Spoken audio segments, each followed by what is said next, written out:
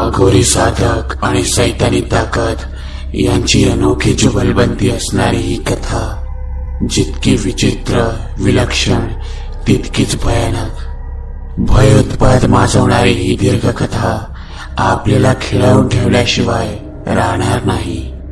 तेव्हा भीतीने रक्त गोठावून टाकणाऱ्या या अघोरी सफरीसाठी तयार राहा.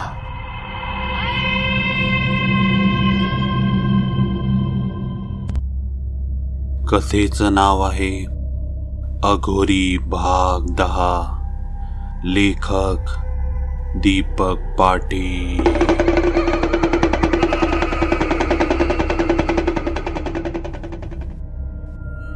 काही काळ निराश झालेला तो अघोरी द्वेषाने पेटून उठला. हातची संधी गमावल्याने काही काळ तो निराश होता खरा, पण मागील काही दिवसात त्यानं स्वतःला सावरलं होतं आणि आता तो पुढील संधीची वाट पाहत होता.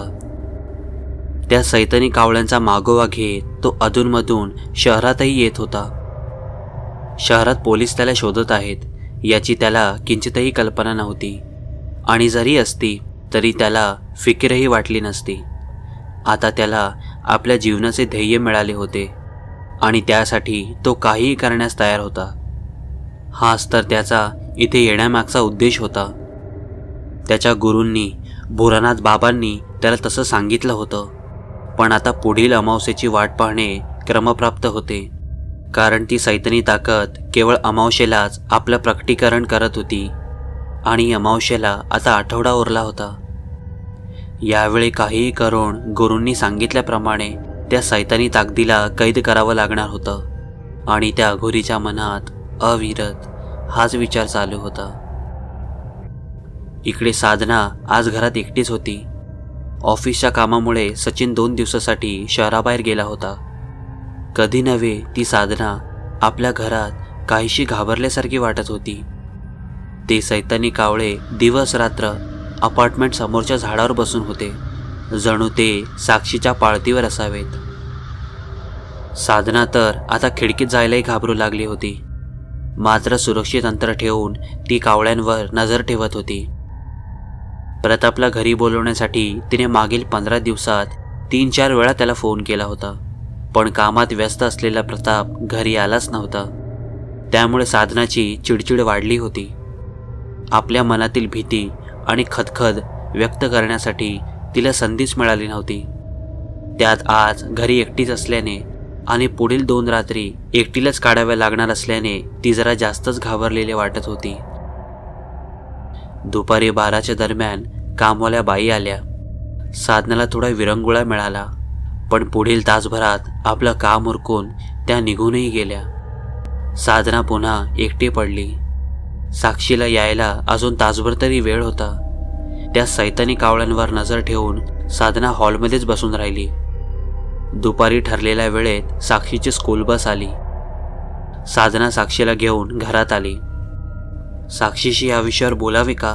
ती कदाचित खरं सांगेल, पण नकोच. कदाचित तिला या गोष्टीची कल्पनाच नसावी, कारण अशी काही विचित्र घटना घडते तेव्हा ती साक्षी राहतच नाही. ती एखाद्या हिप्नोटाईज व्यक्तीसारखी वागते. काय घडून गेलं हे तिला आठवतच नाही. त्यामुळे तिला आता काही विचारलं तर ती उगाचच घाबरून जाईल. नकोच हा विषय. प्रताप आल्यावर त्याच्याशीच बोलू. साधनाने जणू स्वतःशीच ठरवलं. दुपारचं जेवण, थोडासा आराम आणि साक्षीचा होमवर्क यामध्ये बघता बघता पुढील 4 तास निघून गेले. आता काळोख आपले साम्राज्य प्रस्थापित करू लागला. क्षितिजाकडून हळूहळू पुढे सरकत त्याने हे शहर आणि परिणामी साधनाचे अपार्टमेंटही आपल्या कवेत घेतले. अंधार जसजसा वाढू लागला तसतशी बाहेरच्या झाडावर बसलेल्या त्या अभद्र पक्ष्यांची चुळबुळ वाढली असावी. साधना मात्र या गोष्टींवर बारीक लक्ष ठेवून होती.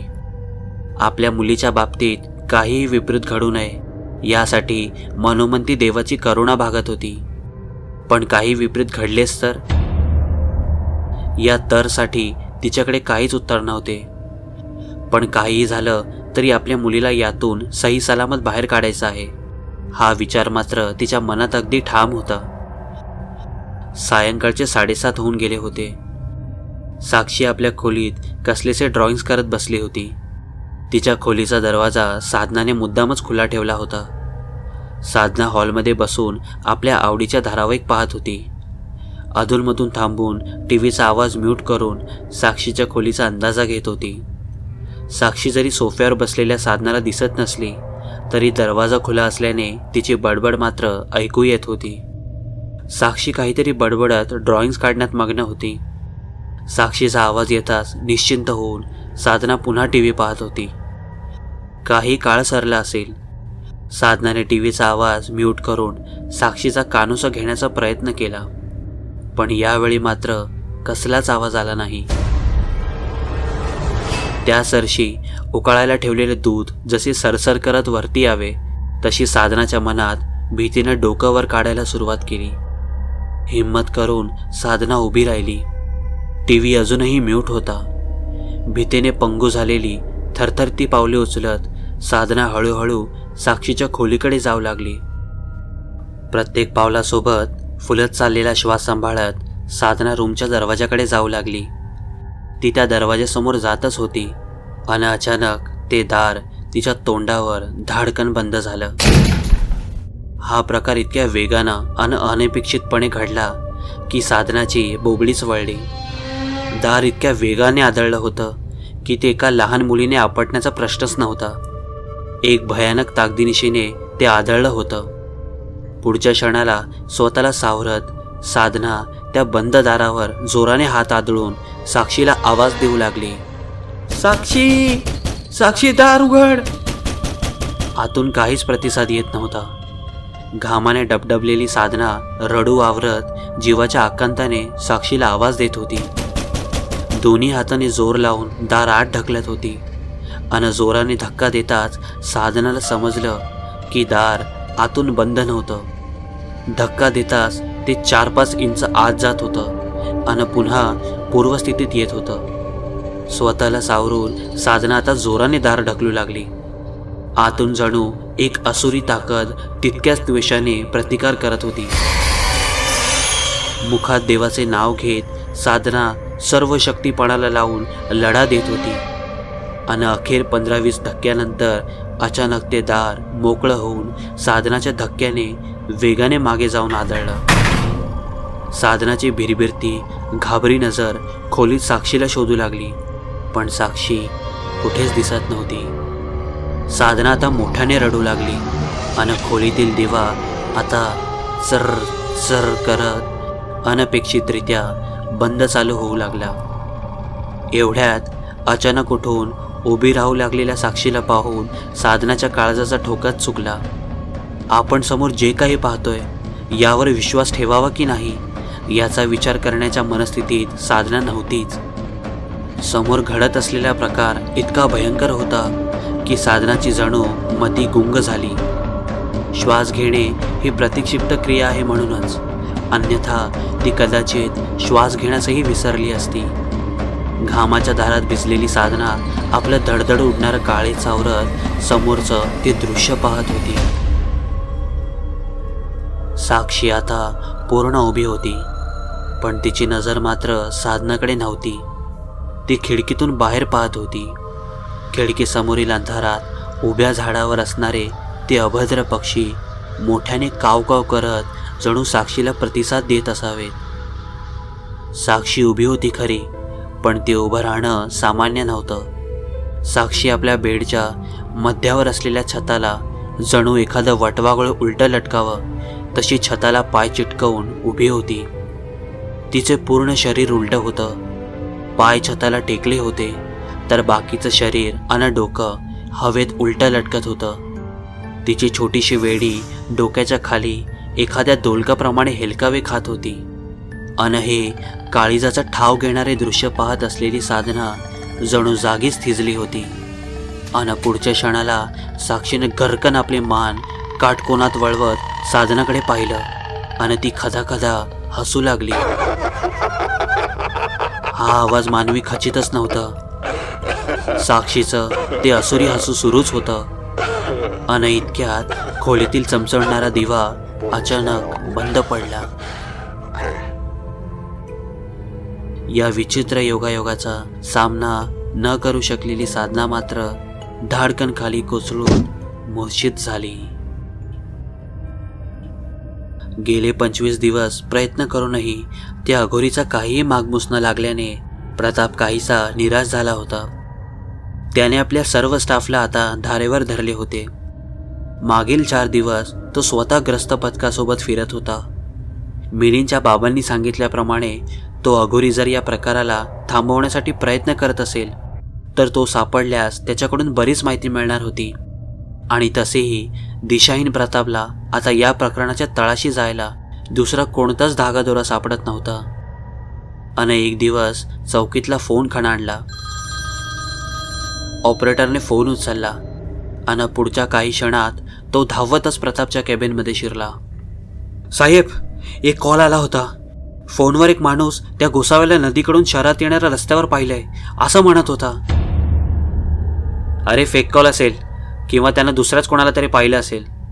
फाईलमधून डोकं वर काढत वैतागलेला प्रताप उत्तरला. नाही साहेब, त्यानं सांगितलेला हुलिया त्या गोसाव्याची अगदी मिळता जुळता आहे आणि तो गोसावी तिथंच लिंबाच्या झाडाखाली ठाण मांडून बसलाय असंही म्हणतोय तो. एकदा जाऊन खात्री करूया का? प्रतापने मानेनेच होकार देत हातातली फाईल बंद करून बाजूला ठेवली आणि तो तडक केबिन बाहेर पडला. जाधवला सांगून त्याने जीप काढायला लावली. सोबत 2 कॉन्स्टेबल घेऊन प्रताप निघाला. पुढील अर्ध्या तासात ट्रॅफिकमधून मार्ग काढत ते नदीच्या रस्त्याला लागले आणि त्या रस्त्याने पुढे जाताना शहरातली वस्ती विरळ होत जुनी घरं असणारी एक वस्ती सुरू झाली. एके ठिकाणी रस्त्याच्या कडेला 30-40 लोकांची गर्दी जमलेली पाहून प्रतापने जीप एका बाजूला घेत थांबवायला सांगितली. पोलीस जीप आलेली पाहून गर्दी काहीशी बिचकली असावी. इतक्यात अंगात बनियान आणि लुंगी असणारे एक 50शीचे गृहस्थ त्या गर्दीतून बाहेर पडत जीपकडे धावत आले. साहेब, टीव्हीत दाखवलेलं त्या गोसावी आहे तिथं. त्या लिंबाखाली बसलाय डोळे मिटून. आवाज दिला तरी काय बी बोलना. आपला श्वास सांभाळत तो गृहस्थ बोलला. तसे प्रताप आणि टीम जीपमधून पटापट उतरून त्या झाडाकडे धावले. पुढे जाताना जाधव आणि बाकीच्या कॉन्स्टेबलनी गर्दी काहीशी मागे हटवली आणि समोर बसलेला तो अघोरी पाहून प्रतापचे डोळे चमकले. तो अघोरी पद्मासन घालून ध्यानधारणा करत बसला होता. कडक उन्हात त्याच्या अंगावरील राख विलक्षण चमकत होती. जटा आणि दाढी राट वाटत होती.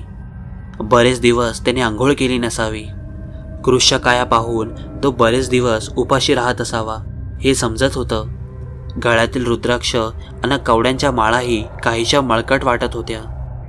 कमरेला गुंडाळलेला पंचाचा निश्चित रंग सांगणं कठीण होतं, पण त्याचा तो चेहरा मात्र विलक्षण प्रसन्न आणि तितकाच निर्विकार वाटत होता. एक दैवी झळाळी असलेला तो चेहरा पाहून मिलिंदचे बाबा नक्कीच खरं बोलत असावे काही क्षण प्रतापला असं वाटलं. पुढच्या क्षणाला तंद्रीतून बाहेर येत प्रतापने कॉन्स्टेबलांना त्याला ताब्यात घेण्याच्या सूचना दिल्या. कॉन्स्टेबलनी जाऊन त्याला बखोटीला धरून उठवण्याचा प्रयत्न करू लागले. तसा आपली तल्लीनता भंग झाल्याने तो अघोरी चिडला आणि ओरडू लागला. मूर्खांनो, चालते व्हा इथून, मला एकटा सोडा. आणि त्याचा क्रोशदेह विलक्षण धडपड करू लागला. त्याच्या त्या हडकुळ्या देहातली ताकद पाहून कॉन्स्टेबलही चक्रावले. आता जाधवही पुढे झाले आणि त्या 2 कॉन्स्टेबलची मदत करू लागले. तसा चिडलेला तो अघोरी पुन्हा ओरडू लागला. सोडा मला मूर्खांनो, मला एकटं राहू द्या. मला त्रास देणे तुम्हाला महागात पडेल. आता तो अघोरी त्या 3 सुदृढ कॉन्स्टेबलनाही आवरत नव्हता आणि ते पाहून जमलेली गर्दी घाबरून काहीशी मागे हटली. काहीतरी ॲक्शन पाहायला मिळणार या आशेने लोक कुजबुजू लागले. आणि इतक्यात कॉन्स्टेबलना त्या अघोरीला सोडण्याच्या सूचना देत प्रताप पुढे सरसावला. त्या अघोरी शेजारी उभे राहून तो बोलू लागला. बाबा, आम्हाला तुमच्याकडे काही चौकशी करायची आहे. तुम्ही सहकार्य करा, आमच्यासोबत चला. कुठे? निर्विकार चेहऱ्याने अघोरीने विचारले. चौकीवर यावं लागेल तुम्हाला, प्रताप म्हणाला. मी येणार नाही, अघोरी ठामपणे म्हणाला. पण आम्हाला तुमच्या मदतीची गरज आहे, प्रताप विनवणीच्या सुरात म्हणाला. एवढ्यात जाधव म्हणाला. अहो साहेब, याला बेड्या घालून आत टाकतो जीपच्या हौद्यात. कशाला एवढं बोलत बसताय? हातानेच त्याला थांबवण्याचा इशारा करत प्रताप म्हणाला, जाधव तुम्ही थांबा, मी बघतो. अघोरी बोलू लागला, तुमची समस्या तुम्ही पहा, माझं काही देणं घेणं नाहीये, मी चाललोय. तो नदीच्या दिशेने ताडताड चालू लागला. एवढ्यात चढ्या आवाजात प्रताप उद्गारला, अजून किती निष्पाप मुलींचे जीव जाणार बाबा? काहीतरी करायला हवं. तुम्ही मदत करू शकता, मला खात्री आहे. जागीच थांबून काही क्षण विचार करत तो अघोरी मागे वळला. ठीक आहे म्हणत तो स्वतः जाऊन जीपच्या हौद्यात बसला. जाधव बाकीचे अवाक होऊन पाहतच राहिले. गाडी चौकीत पोहोचताच ते सगळे उतरून आत शिरले. तो अघोरी खुर्चीवर न बसता खाली फरशीवर फतकल मांडून बसला. प्रतापने देऊ केलेले पाणी घेण्यास त्याने स्पष्ट नकार दिला. प्रतापने त्याच्यासमोर खुर्ची लावून गळा खाकरत त्याच्यावर प्रश्नांचा भडीमार सुरू केला. पण तो अघोरी मात्र शांत चित्ताने बसून होता. त्याच्या तोंडातून अवाक्षरही आले नाही. प्रतापचे शब्द त्याच्या कानात पोहोचतच नव्हते की काय, असा प्रश्न प्रतापसह साऱ्यांनाच पडला. अखेर काहीसा चिडचिड करत प्रताप उठला आणि त्या अघोरीवर लक्ष ठेवायला सांगून आपल्या केबिनमध्ये निघून गेला. तो केबिनमध्ये जाऊन 10-1 मिनिटं झाली असतील आणि बाहेर त्या अघोरीने गोंधळ सुरू केला. प्रताप उठून बाहेर आला तसा जाधव म्हणाला, साहेब हा इथून निघून जायचं म्हणतोय. प्रतापने अघोरीला विचारले, बाबा तुम्ही मदत करणार होता ना, मग काय प्रॉब्लेम झालाय आता? मला ध्यान करायचं आहे, इथं शांतता नाहीये. अघोरी काहीसा क्रोधित होऊन म्हणाला, त्या तिथे बसता, तिथे आत कोणीही येणार नाही. समोरच्या लॉकअपकडे बोट दाखवत प्रताप म्हणाला, ठीक आहे म्हणत अघोरी थेट त्या लॉकअपमध्ये जाऊन बसला. आत जाऊन बसताच त्या अघोरीने पद्मासन घालून ध्यानधारणा सुरू केली. कॉन्स्टेबलला बाहेरून लॉक मारायला सांगून प्रताप पुन्हा आपल्या केबिनकडे निघाला. आपले रात्रीचे जेवण हुरकून प्रताप पुन्हा चौकीत येऊन बसला. आता रात्रीचे 10 वाजत आले असावे. मागील 4-5 तास केसभरही न हलता तो अघोरी स्तब्ध बसून होता. त्याची ध्यानधारणा सुरूच होती. प्रतापची सहनशीलता आता संपतच चालली होती. पण मिलिंदच्या बाबांचे शब्द त्याच्या ध्यानात होते. त्या अघोरीला चिडवून काहीही हासिल होणार नाही. प्रतापला आता खात्री झाली होती. त्यामुळे अघोरीच्या कलाने घेत त्याला आपलं उद्दिष्ट गाठायचं होतं आणि म्हणूनच तो त्या अघोरीची ध्यानधारणा संपायची वाट पाहत बसून राहिला. 11:30 होऊन गेले तरी परिस्थितीत काहीही सुधारणा न झाल्याने प्रताप काहीसा वैतागून उठला. कॉन्स्टेबलना त्या अघोरीवर लक्ष ठेवायला सांगून प्रताप आता आपल्या क्वार्टरकडे जायला निघाला. दुसऱ्या दिवशी एका कॉलमुळे प्रताप चौकीवर न जाता थेट शहरात गेला. झोपडपट्टी भागात एक दारुड्या नवऱ्याने रागाच्या भरात बायकोच्या डोक्यात दगड घालून तिचा खून करण्याचा प्रयत्न केला होता. पण ती बाई जखमी झाली होती, मृत पावली नव्हती. तिथे पोहोचून त्या बाईला ॲम्ब्युलन्समध्ये घेऊन प्रताप थेट हॉस्पिटलमध्ये पोचला. त्या अथाव्यस्त बाईला प्रथम तातडीने सेवा विभागात दाखल केले गेले आणि नंतर अतिदक्षता विभागात भरती करण्यात आले. पण अति रक्तस्राव झाल्याने दुपार होता होता ती बाई मृत पावली. आता ही खुनाची केस बनली होती. प्रतापने आधीच आपल्या टीमला त्या बाईच्या नवऱ्याला शोधून काढण्याच्या सूचना दिल्या होत्या. दुपारचे जेवण करून प्रताप चौकीत पोहोचला. चौकीत जाताच तिथल्या कॉन्स्टेबलनी प्रतापला त्या अघोरीच्या लीलाबद्दल सांगायला सुरुवात केली. तो अघोरी पहाटे जेव्हा ध्यानधारणेतून जागा झाला तेव्हापासून त्याने लॉकअपमध्ये दंगा घालायला सुरुवात केली होती. त्याला दिलेले रात्रीचे जेवण, पाणी, सकाळचा चहा नाश्ता याला त्याने हातही लावला नव्हता. प्रताप लॉकर समोर जाऊन उभा राहिला आणि म्हणाला, बाबा तुम्हाला इथं डांबून ठेवणं हा आमचा उद्देश नाहीये, पण तुम्ही आमची मदत करा. शहरात सुरू असलेल्या त्या विचित्र प्रकाराबद्दल आम्हाला माहिती द्या. जमिनीवर फतकल घालून बसलेला अघोरी शांत आणि भेदक नजरेने प्रतापकडे पाहत होता. त्याच्या चेहऱ्यावर कसलेही भाव नव्हते. त्याची ती मुद्रा पाहून काहीसा वैतागलेला प्रताप कॉन्स्टेबलकडे मोर्चा करत म्हणाला, राहू द्या याला लॉकअपमध्येच. कितीही आरडाओरडा केला तरी चालेल, पण सोडू नका. अन प्रताप आपल्या कॅबिनमध्ये निघून गेला. सायंकाळ होता होता अघोरीने लॉकअपमध्ये धिंगाणा घालायला सुरुवात केली. नुकत्याच जंगलातून पकडून आणून पिंजऱ्यात टाकलेल्या सिंहाप्रमाणे तो गुरगुरत त्या लॉकअपमध्ये फेऱ्या मारू लागला. अचानक समोर येत समोरचे लोखंडी गज गदागदा हलवत मोठ्याने आरोळ्या देऊ लागला.